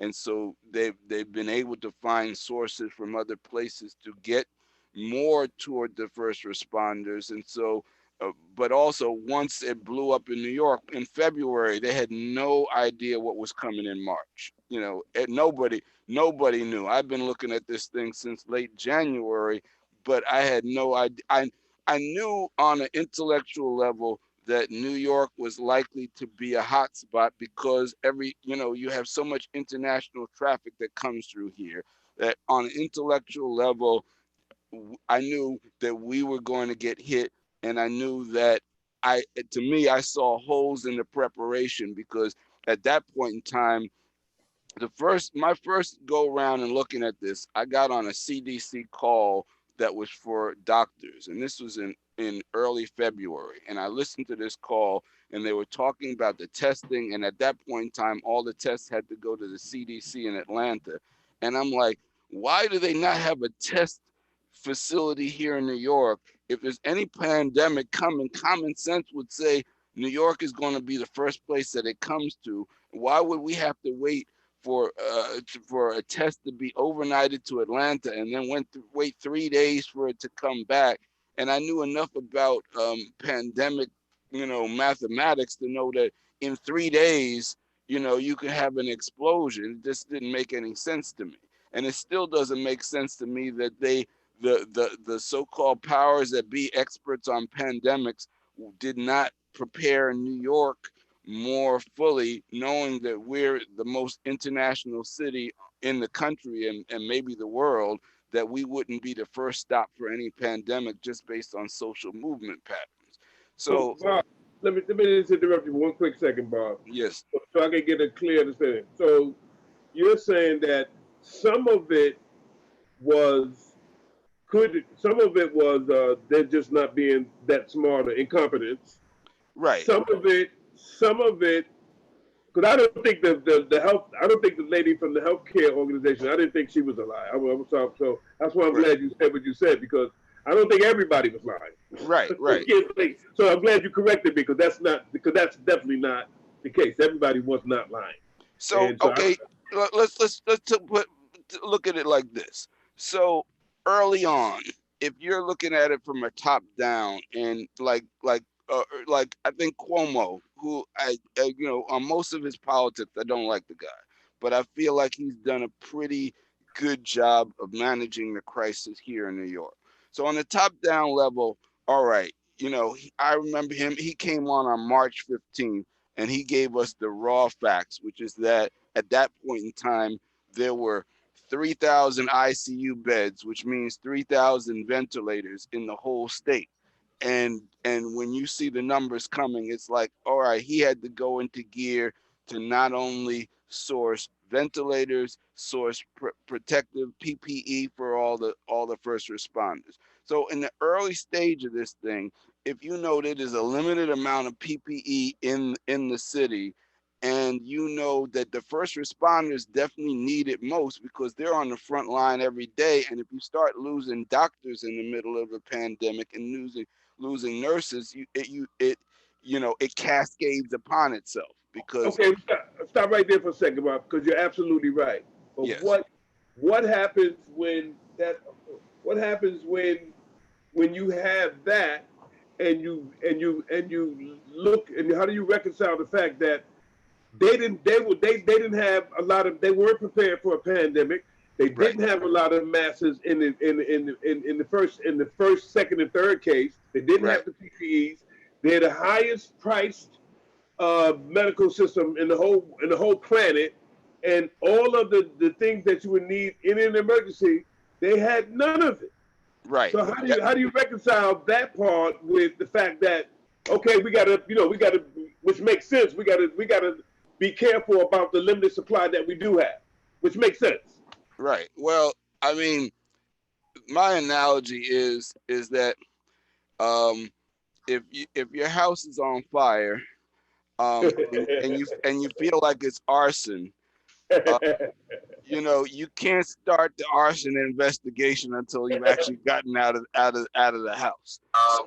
So and you got to put the fire out too. By the way. You got to put your number one objective is to put the fire out or get out the house, and get yourself to safety. So I think we're dealing with parallel issues, and so there's definitely the issue of blame and negligence, and it's not all on the Trump administration, because I feel like listen, so we've been through WEBT and Harlem Emergency Network. We've had a chance to sit at the table with the emergency management people at Harlem Hospital and Mount Sinai Hospital, and we've done our tabletop exercises. So we know a little bit about the planning process. And I think you can recall we are sitting in the office with, at the time it was Kevin Shaw at Harlem Hospital, and they've got all these binders for all these emergency plans for all the different, whether it's nuclear or pandemic or tornado or whatever. They've got all these so-called emergency plans, but how is it that none of their emergency plans had a backup of PPE and a backup of ventilators? That's a big dereliction of duty from the private sector and from our healthcare system, that I can't put that all on the idiot down in Washington. But he's got plenty of blame on his side that he can take, but I can't put 100% of on it, because I still don't understand why there wasn't more of a preparation, and why there wasn't a basic common sense of understanding that in the event of a pandemic, you got to look at cities like New York, cities like London, Paris, Atlanta to a lesser extent, certainly LA. Cities where you have a high volume of international traffic would be the places that a pandemic is most likely to spread. I mean, all these high-level think tanks who are doing stuff on it, and I don't understand. Like that event 201, which was the pandemic exercise that they did in October 2019 here at John Hopkins Center for Health Security. US CDC was there, China CDC was there, the UN was there, all these private industry muckety mucks were there. Who I didn't see at this table was, why would you, if you're doing this kind of pandemic, why not have somebody from New York City Emergency Management there, so that you could directly pass on some of the so-called high-level recommendations. They're all on the internet. You can see them all on YouTube. You can watch the sessions, and they talked about everything that went wrong. They talked about shortage of PPE. They talked about shutdown of travel and trade. They talked about economic crashes. So everything that we're now literally experienced, they talked about in a very, I'm sure they all had I'm sure it was catered, and everyone was like, wow, that's really, and they, in their exercise, they actually had, I think at the end of it, they had like 65 million dead or something like that. And I think maybe part of the problem was it was such an outrageous number, and they were like, well, this maybe it'll happen in a few years, but it's like they didn't take it seriously, even though it was made to be serious, and a lot of it was stunningly accurate. So I think we have there's a combination. Listen, I'm still trying to sort out what went on. I hear a bunch of different conspiracy theories. I have not bought into any one of them, because there are mutual possible explanations for this. And again, like I said, the house is still on fire. So I think we've been putting most of our effort into just trying to deal with what's going on. And I'm going to switch off for a second. You asked me to just kind of update you on our brother Mark. So Okay. he jumped on the Zello last night, because he was calling 911. He was waiting for them to come, and this was his second visit from 911. So he's definitely had some problems with breathing, and you hear it in his voice that it's labored. So I spoke with his mother this morning, and they definitely did come. But as you may know, he was hospitalized last year. In fact, he was in the hospital at the same time that our brother Akil Rose, who we lost last year, he was there, and so he has an extreme aversion to hospitals. And I can't say that I blame him on that. So my understanding is that he did not go, but he did have them come, and so the paramedics did come, and they kind of worked with him, but they could not force him to go. And so we're trying to get some feedback from on him this morning as far as what's going on. But Wow. you know, it's serious. This is this is Monday, and I'm holding my breath because the last 2 Mondays, I seem to, by the middle of the day, get a call about somebody I know going on. So I'm praying that I have a little Easter holdover and a Have little a protection. respite. Yeah, it's exactly a little respite, you know. So so that's how I feel about it. But I think we do have to keep our eye on the ball and look at the big picture. So like with the Trump administration, it's like there are two potential scenarios. One is extreme negligence, and the other is complicity in something bigger. And And or both. well, no, I mean, you're either complicit knowingly or you're negligent and complicit unknowingly. I So, think I think they both with can the, happen at the same time, Bob. Maybe not for the same person, but when you well, put I'm talking about, two together. I said specifically the Trump administration. So I'm saying on their side, there's evidence both ways because Okay. number one, there were so many um, warning signs that he got. And so one explanation is that, it was literally um, to have the most impact. Let's dismantle all the controls so that we can have the most impact so that once it hits, you know, there is complicity with, the pharmaceuticals and the vaccine industry. And then in a few months, they'll roll out the one world vaccine solution and tell us that we all have to get vaccinated. That's one scenario. But the other scenario, which, sometimes somebody said the expression is that sometimes the simplest one is usually the right one. And the other reason for the dismantling is just the hatred of anything Obama. And so literally because Obama did it, you know it's like, well, I've got to just take every aspect of that out. And what Obama did was Obama literally left a state of the art response system for pandemics. I mean, and in great detail, with his response to Ebola, he created he supported efforts worldwide. He started this PREDICT program, which basically made sure that there was experience, all over the globe in terms of being able to not only to predict it, and particularly in coronaviruses, the PREDICT program was to basically study viruses in animals and to identify the ones that had the potential to jump to humans. And they had a PREDICT program in China, and then it was dismantled. It was defunded in September of 2019, and that was a $200 million program.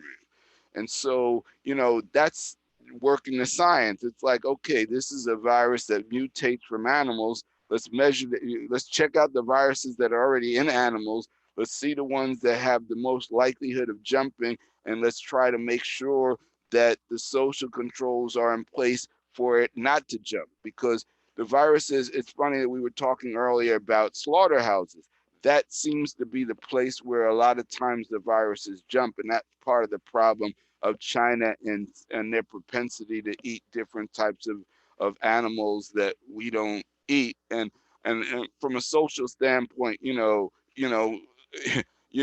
what you eat is what you eat. We're socialized to say we eat those things, they eat those things, but the things that they eat do carry some of these viruses. Now, some of the things we do eat, coronavirus can live in pigs, so it's not like we're immune to it. We eat a lot of pig, and we slaughter a lot of pigs. And in the coronavirus that they modeled at Event 201, that was a pig virus that transmitted in South America. So no one knew exactly where it was coming from, but the science was saying we know that these types of viruses come from animals. Let's check out the animals. And so we would have an early warning system. So that was dismantled.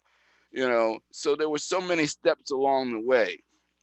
But the other explanation is that, you know, maybe it's not really the Trump administration where it's coming from. Maybe it's just the vaccine industry, and certainly, you know, Bill Gates' role in all of this, to me, is very problematic. You know, he's had a number of statements along, you know, in recent years about population control. And so population control and mass vaccines are two things that probably shouldn't be mixed together. And, you know, it just seems like he's been a little bit too active, and his fingerprints are in a lot of different places on this thing. So, you know, I have a general distrust of, and when I say I have a distrust, not of vaccine, you know, blanket.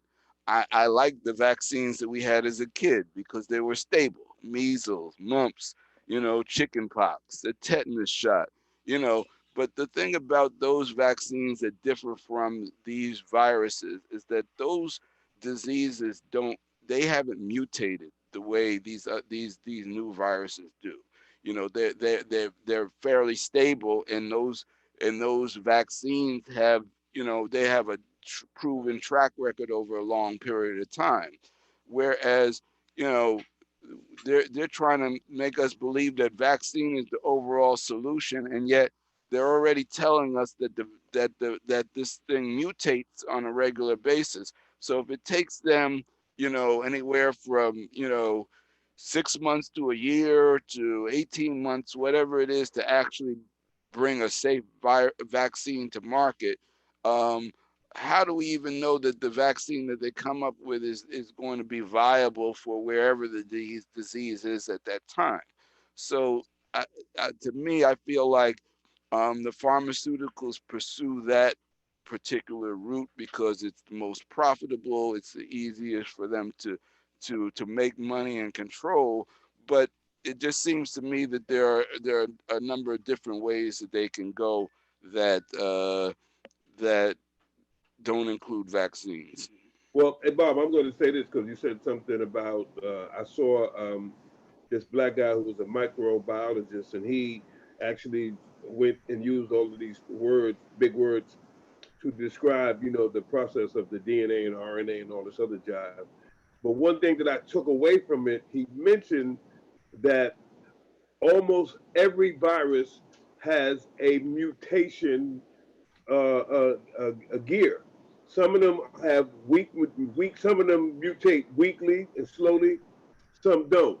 And he said that's the reason why you have to get a flu shot, or they recommend get a flu shot every year, because some of the strains, that was the terminology, some of the strains mutate, and you need to be protected from the newer strain. And what he went on to posit was that this particular Conad, the 19, because he said the common cold is a COVID, virus. Coronavirus, yeah. And so is the flu. But right. The COVID-19, he said, it acted very quickly, and it mutates very quickly. And that's one of the things that I think that Dr. Salim said, what this guy was saying, that the reason why they don't have a handle on it because of his rapidity to mutate. And of course, he said most vaccines happen between a 2 and 5 year time period. And then Dr. Salim, I'm juxtaposing some of the stuff, said the hydrochloride or whatever that malaria drug is, I can't say the name. Yeah, hydrochloroquine. Hydrochloroquine, he likened that to ATZ. And he said they gave people ATZ, which was a cancer drug that didn't work, and they gave it to people because, you know, what do you got to lose, as 45 would say. And he says it's the same similarity, because his what he started out being a doctor was during the AIDS epidemic, and he kind of likened the two together in the level of throwing things against the wall, so to speak, and trying to figure things out. And I'm just going to finish with this. I've always said this to my kids, that if you go to the doctor and you come back with the doctor and you got some symptoms, they don't know what it is. They always say it's a virus. Whenever you go to the doctor and you have some symptoms and they don't know what it is, they always say, "Oh, you got a virus." Because as Dr. Bo said, there's no medicine to kill viruses. See, I thought that was stunning when she said that. Do you remember that, Stuart? Well, that's true. I mean, Oh, you got his mic. You got your mic muted, Stu. You muted your mic. Yes, I mean the big point that hit me was viruses are not alive. So you can't kill what's not alive. Yeah, they're not germs. Right? Yeah. I was stunned. I was stunned, Bob. I didn't know that. I did not know that. Well, yeah. I'm just saying, I don't think the general public knows that viruses are not living things. Well, they're pieces of living material. They're like DNA fragments. It's literally like a computer virus. It's like she said they're attached. She used the word they're attached to living things. The virus are these things that attach to that, but they can't kill them because they're not germs. She said they got medication to kill all kinds of germs, but not. She said what they do when you get this is they just try to stay ahead of your symptoms like they do with a cold. Well, okay, but here's another way to look at it, which is that the way to get rid of a virus is to let the body knows how to handle viruses. You said that. So that's the thing. So it's one of the reasons why we've been emphasizing the whole approaching your immune system, because that's really the only solution. And even vaccines are the only thing a vaccine does is try to get your body to recognize a certain invader. So you're literally putting some of the dead cells in there so that your body can say, oh, this is the problem, and basically start to build up the antibodies so that your body can now do the work. And so that's at the end of the day, the only way you can live through a virus attack is for your body to be able to respond appropriately. So if you're not basically focusing on the immune system stuff, all this other stuff is designed to do the same thing. But vaccines sometimes are a more efficient way of doing it, and sometimes they're not. Correct. She did acknowledge that, Bob, that sometimes some of that stuff works and sometimes that it doesn't. I just thought it was interesting that when she brought it up, she laid out how the ability that there's no magic button that says, okay, you take this and you're good. None of that.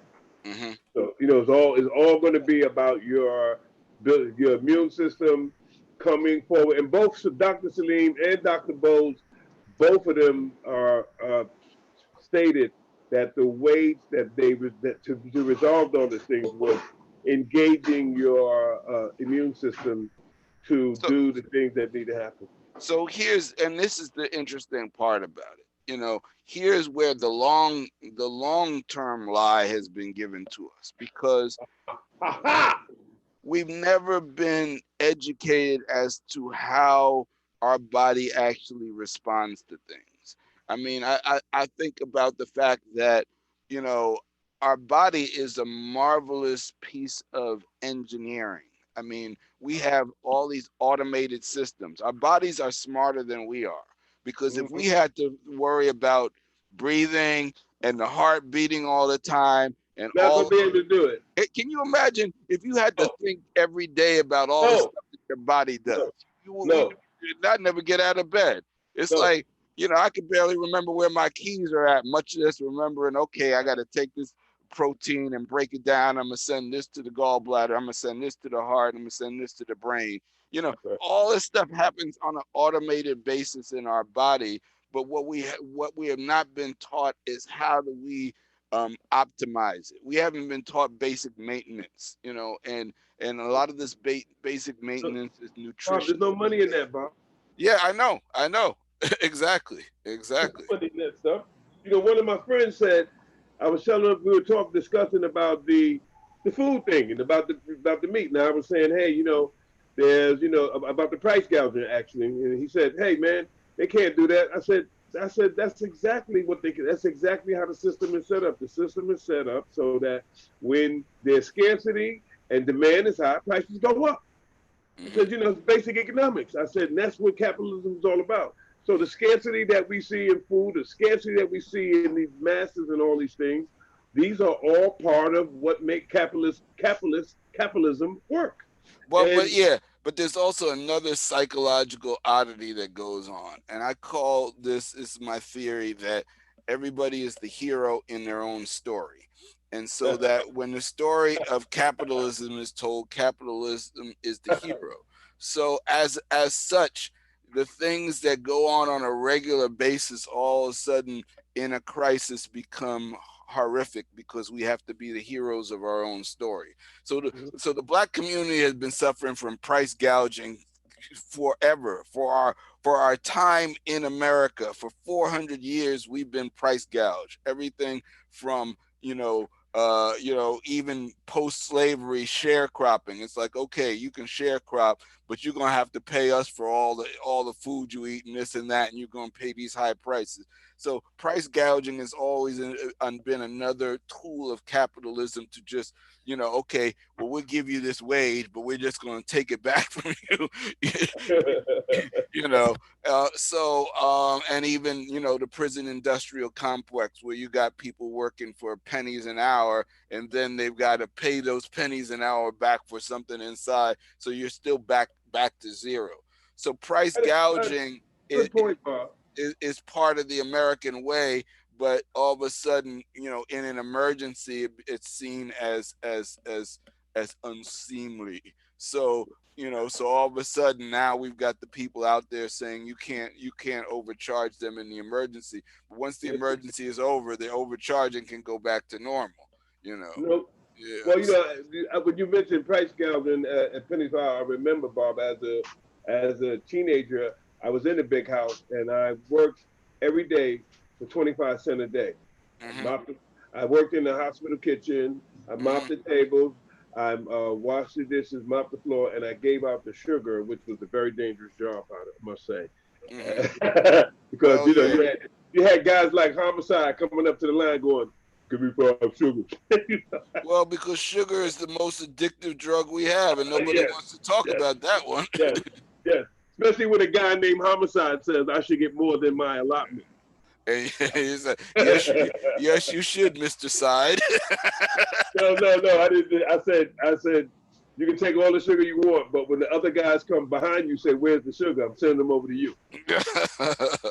That's when he became Mr. Side and not Mr. Homicide. Okay.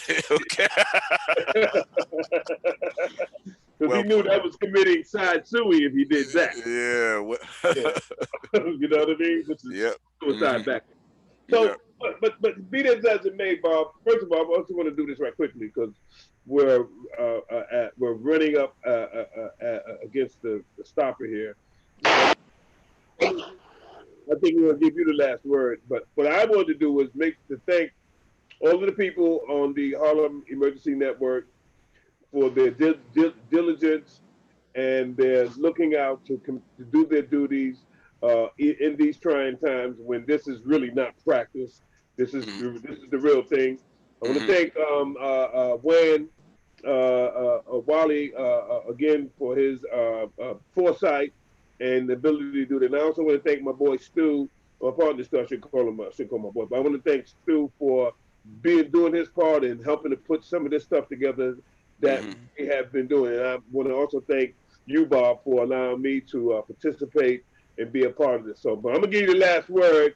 I'm just gonna say one thing. Remember, everybody, if you tune in next week when we do this again, you might learn something. So we're gonna let Bob have the last word. Well, I want to thank you, Doug. I feel really good about us being able to utilize the technology to get to people in whatever platform that we can get to them on. And it's been just kind of a work in progress, but everything that we do that can extend the network helps us. And you've been have done a great job in terms of really getting it to people. Without any kind of filter on who or how gets the information, just getting the information out in our community. We are only going to get through this one way, and that's together. And I'm excited to see how our community is responding to it. I'm saddened by the losses that we've taken, but the only way we can honor those losses is to stay together and come out of this stronger. Okay, thanks, Bob. And remember, those of you who are listening online, the whole streamcast will be available on YouTube for people's perusal, including every one of the radio call-ins, because I went back and I played them all while we had some dead time in the beginning. So everybody who made a call-in and who did a radio check, you're on there. So, please support it and, subscribe to the channel like they always say and all that other stuff. And again, I want to thank Rolando on this, my boy Rolando, who was in his car and got us a chance to see what was going on while he was driving. I want to thank him for that, man. Right, it's good to see what's going on the street. Yeah. Yeah. So, but with Stu, he's gone. Stu, you in gone. there? No. He's coming back in. He's coming back in. Stu, He's back. Bob and I have wrapped up. Stu, you want to give the last word? You get the last word now, Stu. Oh, okay. Well, my internet is extremely intermittent, so I missed the stream of the conversation and where you guys were. One thing I just wanted to know, since we've been talking, it's called for the firing of Dr. Fauci. Apparently, he's not toting the party line, and I think he made a mistake, or not a mistake, but he actually mentioned over the weekend that 45 and the administration did not get on top of the situation quickly enough. So I think that may be his death knell. Just kind of summing up some of the earlier streams, we were talking about the disinformation and the actual true motivations of this administration, which I think is more to perpetuate itself than anything else. That's my final word. And Doug, do we have the doctor coming on Friday again? Dr. Salim, yeah, what about him? I just want to come on with our audience the YouTube at that time. Is that 1 o'clock on Friday? Are you saying, is he coming back again this Friday coming up? I'm asking. We know that's going to be up to, Brother Leroy put that together, but he had such a big, gigantic response. I don't know why he wouldn't want to do it again. Yeah. Maybe we can get him and Dr. Bowles to come back up on Friday. That was at 2 o'clock on Friday. Maybe we can get him and Dr. Bowles to come back and repeat take some more questions from some people, because people might have even more questions. But if you do go on the YouTube to or to safeandsmart.org, even the chat questions were saved, so you can go over some of the questions that people were asking him, and you can hear his answers. I didn't get everybody's question on there, but you know how that goes. Yeah, he did a good job. I thought it was quite enlightening. Stu, you're having a hard time with your audio.